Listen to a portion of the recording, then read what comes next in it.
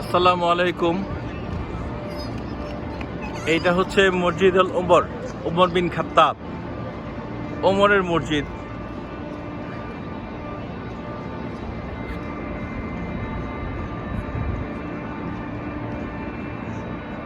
আপনারা সবাই ওমরের নাম, ওমরকে চিনেন আশা করি।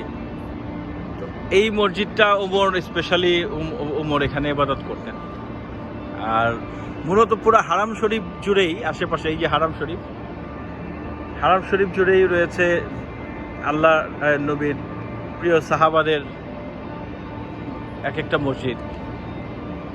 এই যে এখানে যে মসজিদটা দেখছেন গম্বুজওয়ালা, এটা মসজিদে গামামা। গামামা মানে মেঘ। নবী করিম সাল্লাল্লাহু আলাইহি ওয়াসাল্লাম একবার সবাইকে যখন নামাজ পড়াচ্ছিলেন, সাধারণত বৃষ্টির জন্য নামাজ পড়াতেন এখানে।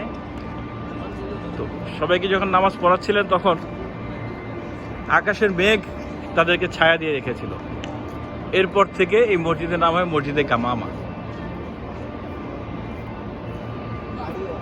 আর এইটা হচ্ছে ওমরের মসজিদ। এখানে ওমর রাদিয়াল্লাহু তাআলা আনহু ইবাদত করতেন।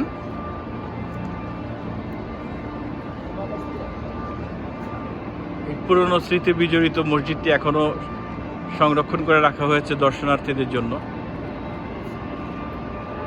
পেছনে আশেপাশে অনেক বড় বড় হোটেল। খুব নিভৃতে মসজিদটি রয়েছে। ধন্যবাদ। আমি চেষ্টা করব সবকিছু দেখাতে। একটু পরে কুবা মসজিদে যাব, কুবা পল্লীর ভিতর দিয়ে ইনশাল্লাহ শেয়ার করবো আপনাদের সঙ্গে। আমার চ্যানেলটি সাবস্ক্রাইব করুন, সবাই দেখতে পাবেন ইনশাআল্লাহ। আল্লাহ হাফেজ।